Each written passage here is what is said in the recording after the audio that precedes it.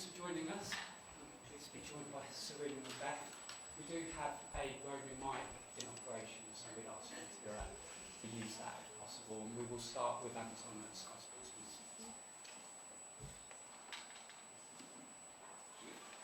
Morning. Morning. Nice to see you both. Look, it's the European champions versus the world champions at Wembley, but my first couple of questions aren't going to be about what's happening on the pitch, considering the report that came out this week, Sarina, about the abuse that's been suffered by professionals in the US. What was your reaction to the report, and does it give you concerns about the state of sort of, the vulnerability of players within the global game? Yeah.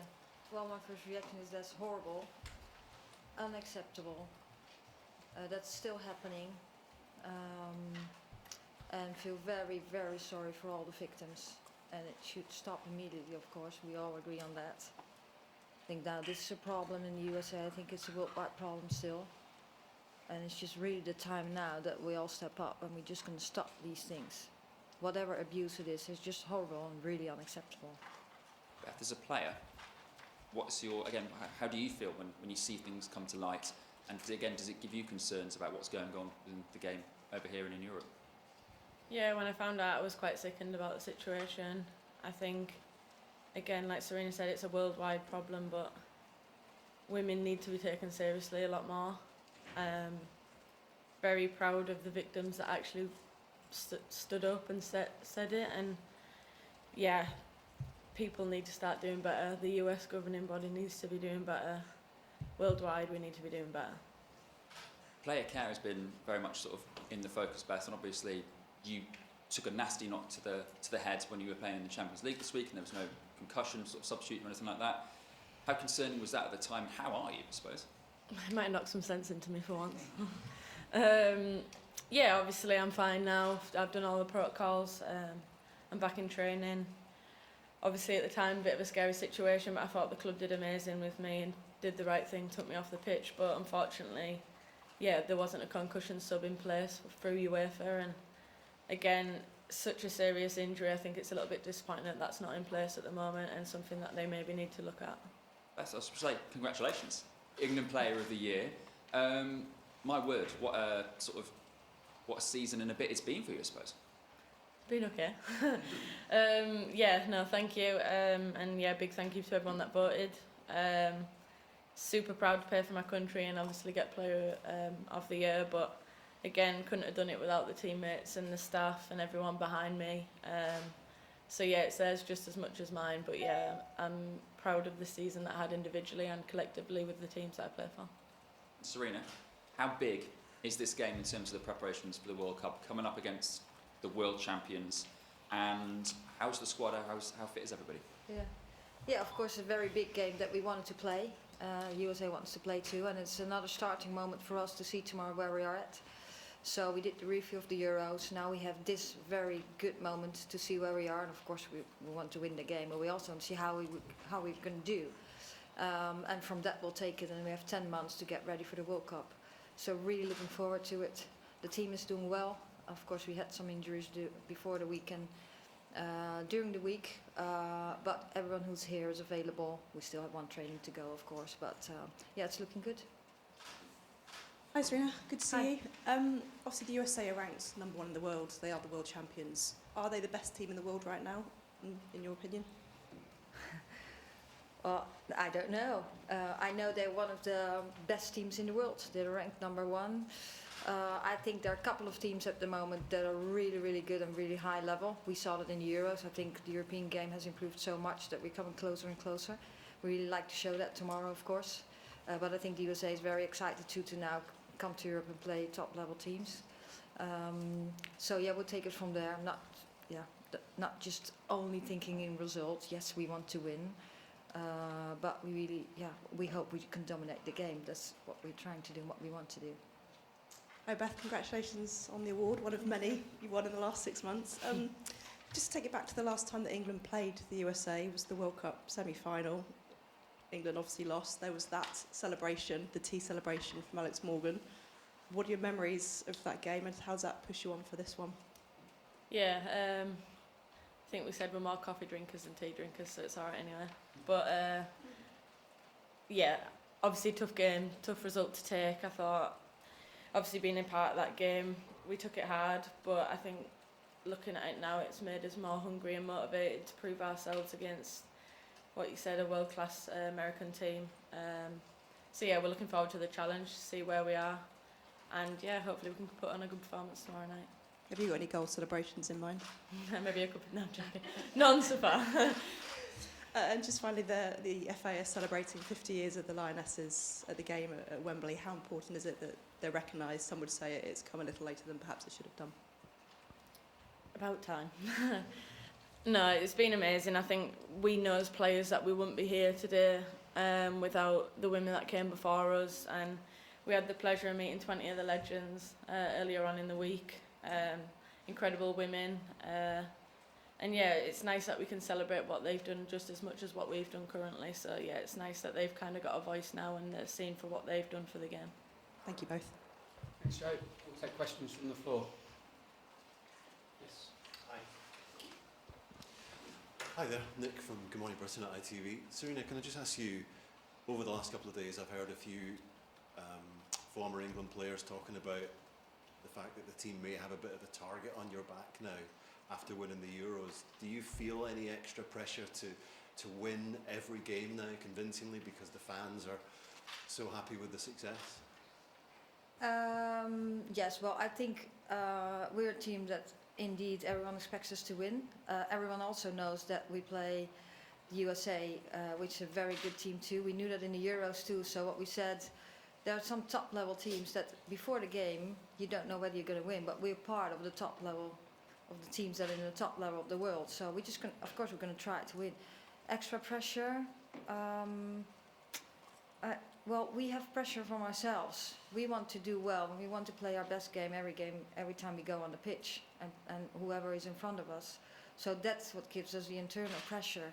And we also know when you do your best, when you're trying to play your best game, and you play at the highest level, you just hope you win. And at the end, we'll see what it brings us. Thank you. Thanks very much. We'll go to Molly at the Times, please. Thank you. Hi guys, Sarina, for you, Rachel Daly has obviously really impressed as a left back for England did in the summer, but she's also had a fantastic start to the season for Villa back as a striker. So I just wonder what you make of her kind of role going forward, whether it's this game or in the future. Do you see her as a left back for England, or do you think she can be a forward? Well, I see a lot of positions. The only position I don't see her at is a goalkeeper coach. Goalkeeper. No, that's just kidding. No, well, we all know she's very versatile, and she brings something on the pitch for us. So she knows. We have discussions. We have conversations about that, where she can focus. She knows, and that's what she says all the time. Wherever you want you bring me in, I'll do it, and I'll do the job as good as possible. And we know, yes, she can play on different positions. So, and then we have a look at, okay, what do we need right now? What's the best for the team? And then we bring the 11 best players on the pitch. So we take that in consideration, yes. We'll see tomorrow what we'll pick. And for you, Beth, congratulations on your award. I suppose we've seen over the years the US players have always sort of been quite vocal in standing up for different causes, where kind of off the football pitch. I know Lucy spoke this week, and Rach Daly has as well, about what's going on in the US. Do you guys now feel more empowered to be able to speak about those issues, where maybe in the past you maybe wouldn't have done in fear of maybe saying the wrong thing or whatever? Does it feel like now is the time for the England players to be able to have their voice too? Yeah, I would say so. I think we feel like we've got a good platform to make a difference. Like, obviously we wrote the open letter about PE in schools for girls, and we want to use our platform and our voice for the greater good of the women's game and women's sport in general. So yeah, I think it's something we're more confident about doing, but we also have the full support from the FA and everyone involved. That helps that a lot more. And I suppose, do you have any memories of the US team from kind of earlier in your career? I know they had a lot of really good forwards that were like big star names. Is there anyone that you remember kind of watching and maybe taking a few tips from? Yeah, Abby Wambach was a pretty good footballer, so she was someone I watched growing up. always would like to replicate what she was doing. She did pretty well for America, I think. Thank you. Thank you. Thanks, Molly. We'll just go next to you to Simon, please. Hi, Sarina. Just in terms of the team and how you think they're going to cope without Leah, obviously we saw during the Euros her influence as a captain, and is Millie going to lead the team tomorrow night as well? Yes, she will. Yes, well, we over the season we've played in a couple of different shapes. No, not shapes. Players in positions. So we know, and we always think in scenarios. So when someone drops off or is not available, we know what the next step will be, and then we go from there. And we also know that we have some depth in our team, so we can solve those situations. And that's what we want to do too. So we know who's available, and we're going to do it with the team that is available. The players are fit, and then I think we still have a very good team to solve that. And it also gives, it's, of course, it's not nice for Leah, it's not nice for Alessia, the ones who are not available, but it gives opportunities to other players to show themselves and to see how that goes, and gives information for us too. Again, while we're also preparing for the World Cup next year. You able to give any details on the injury and how long Leah might be out for? No, she's being assessed at the club now, and we just hope she'll be back soon. And just lastly, I think we've seen since you were appointed how you've been planning for things and looking ahead. How important was it for you to have this friendly now, so that in a year's time you can see what needs to be done and what needs to change? Yeah, that's really important. We want those games, and we want to see where we are, and then you need the best opponents in front of you, because then you have to perform at the highest level, and that gives you the best information. We can play lower ranked teams and play really well and score a lot of goals, but that doesn't give you the picture that you need to prepare for the World Cup next year. So I'm really, really happy with the game at this moment, and moving forward from there. Thanks, Simon. We'll go to Glenn Moore, and we'll go across to Tom Coe. Hi. The Americans were for a long time the most dominant side by some distance, and when you played them in the World Cup final, they were fairly comfortable in that game, relatively speaking. But when you played them in the Olympics, this is with the Dutch team obviously, you pushed them much harder and probably should have won the game. Do you feel that the European sides, with now the investment now, have begun to catch them up, that they've sort of come back into the pack? Yeah, I do think so. I do think that what we've seen in Europe is that the improvement of the game, the improvement of the competitions, and the national teams have been really, really good. That's what we saw at the Euros too last summer. You see the difference between 2017 and 2022. The game has improved so much technically, but also tactically.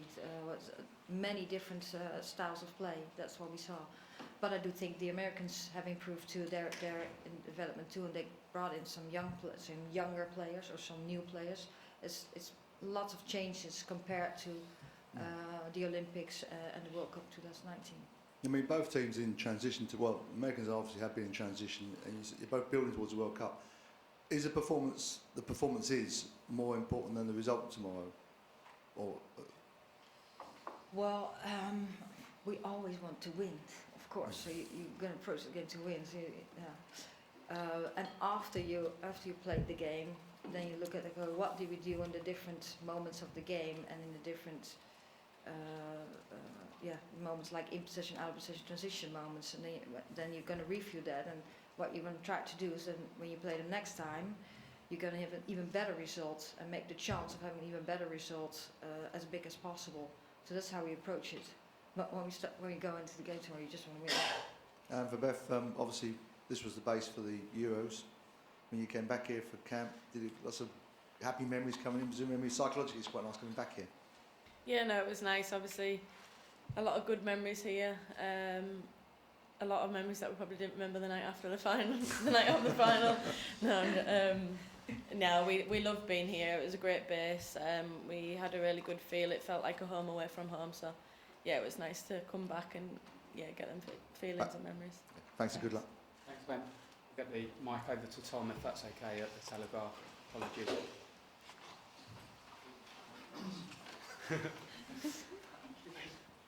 Thank you. Thank you both. Sarina, I just wanted to ask you about the striker options that you had or have, particularly with Alessia not being available. Have you made up your mind who will start up as your number 9? And is the woman next to you one of your thinkers for that central position rather than playing out wide? Yeah, you have asked me that question a couple of times all the time. Yes, every time we talk about, okay, what do we think? What options do we think we have? And some of our strikers have played as a centre forward in earlier years or in other stages of their football career so far. Yes, we almost finalised our decisions. We have one more training session, and then we see how everyone comes out of the pitch, and hopefully everyone's fit, and then we make our final decisions. Okay, thank you. And can I ask you a question, Beth, as well? Sorry, complete gear change. So going back to what Anton was asking about at the start about the Sally Oates report, I wondered whether you could tell us if you've had any chats amongst England players about perhaps making any gesture of solidarity with the players who have spoken up, and whether, if the USA team were to ask you to join them in any sort of show of support, whether you'd be open to doing that at Wembley on Friday. Yeah, we're in contact with the American team and some of the players. We're working on something to show our support for them, so nothing's been finalised yet, but we will be doing something. Okay, thank you both and good luck tomorrow.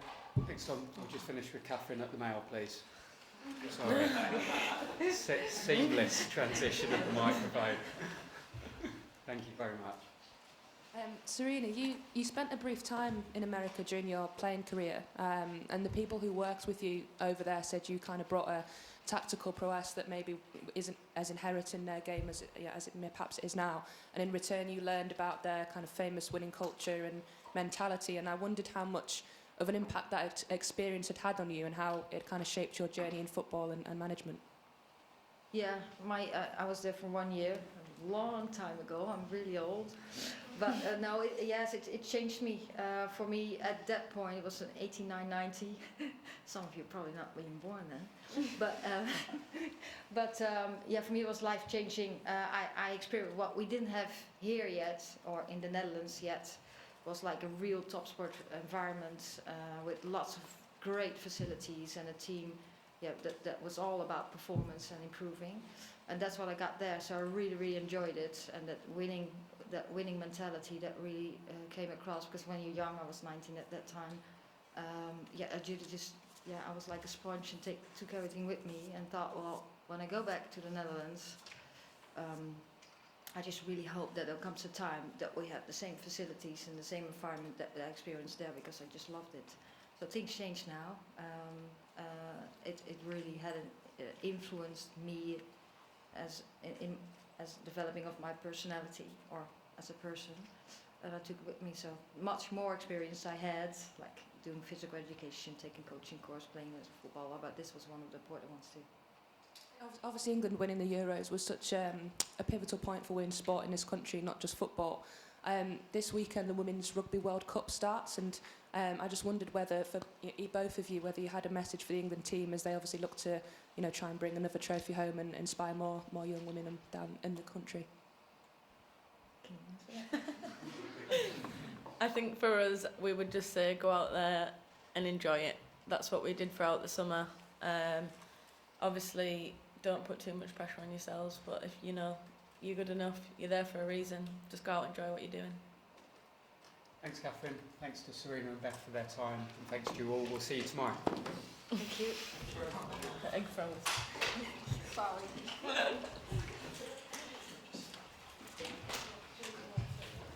Shaban, that's the quietest I've ever heard you. I know, but it's 61 on my thing. No.